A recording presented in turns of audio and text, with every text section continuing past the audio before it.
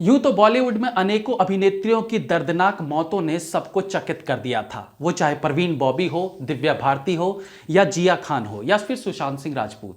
लेकिन इन सबसे हटके एक ऐसी अभिनेत्री भी थी जिसके पूरे परिवार को एक साथ मार दिया गया था और उनके मरने के बाद 3 दिन तक कब्र में उनका फोन बजता रहा था। यह अभिनेत्री है पाकिस्तान में पैदा हुई बॉलीवुड अभिनेत्री लैला खान। लैला का असली नाम रेशमा पटेल था। उनकी मां सलीना पटेल थी जिन्होंने 3 शादियां की थी।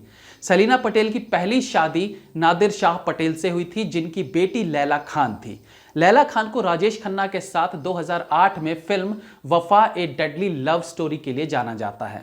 इस फिल्म को राखी सावंत के भाई राकेश सावंत ने निर्देशित किया था। हालांकि इस फिल्म से उनके करियर को कुछ खास फायदा नहीं हुआ। वह बॉलीवुड की बी और सी ग्रेड की फिल्में करने लगी और मुंबई में लगातार संघर्ष करती रही। लैला खान की मां सलीना के पास उस दौर में मुंबई में करोड़ों की संपत्ति थी। लैला का करियर कुछ खास चल नहीं रहा था। ऐसे में उनकी मां ने सारी संपत्ति बेचकर दुबई शिफ्ट होने का प्लान बनाया। इन सब के बीच लैला खान ने गुपचुप तरीके से मुनीर खान नाम के शख्स से शादी कर ली। फिल्मी करियर पर कोई असर ना पड़े इसलिए लैला ने इस शादी का खुलासा नहीं किया। कहानी में पेंच तब आता है जब दिल्ली में एक ब्लास्ट में सलीना के नाम से एक गाड़ी मिलती है। पुलिस पूछताछ में सलीना के खिलाफ कुछ नहीं मिलता, लेकिन जांच में पता चलता है कि लैला का पति मुनीर खान बांग्लादेशी हरकत उल जिहाद इस्लामिक का सदस्य है। पुलिस ब्लास्ट केस में जांच में जुटी ही थी कि 7 फरवरी 2011 को लैला खान का पूरा परिवार गायब हो जाता है। उनमें 7 सदस्य थे। उस वक्त लैला की उम्र 30 साल थी। लैला के परिवार का ऐसा कोई करीबी भी नहीं था जिसे उनके बारे में फिक्र हो। इस बीच जब लैला गायब हुई तो उनके साथ फिल्म कर चुके निर्देशक राकेश सावंत ने एक दिन उन्हें फोन किया, लेकिन लैला ने फोन नहीं उठाया। 7 और 8 फरवरी को राकेश सावंत के अलावा उनके कुछ करीबियों ने भी फोन किया। उस वक्त घंटी बज रही थी। लैला लंबे समय से गायब थी तो राकेश सावंत को फिक्र हुई। उन्होंने उनके घर के पड़ोसियों से पूछताछ की तो पता चला कि वह तो काफी दिनों से यहाँ नहीं है।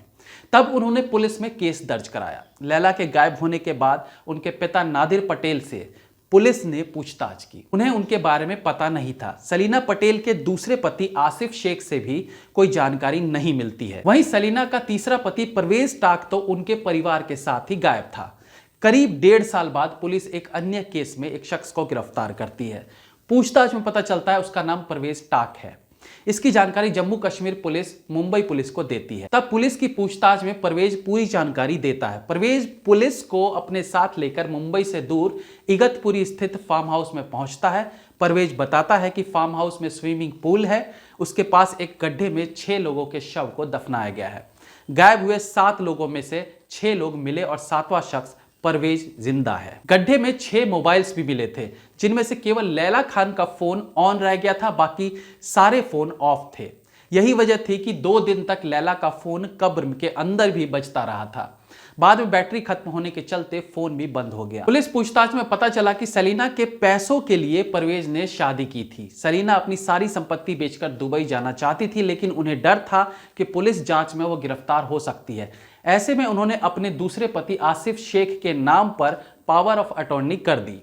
ये बात परवेज को बहुत बुरी लगी। 7 फरवरी को लैला का परिवार फार्म हाउस पर पार्टी के लिए गया था। रात करीब 1 बजे पार्टी खत्म हुआ। उस दौरान परवेज भी उनके साथ था। सलीना और परवेज के बीच की संपत्ति को लेकर काफी झगड़ा हुआ। झगड़ा इतना बढ़ गया कि परवेज ने सलीना की हत्या कर दी।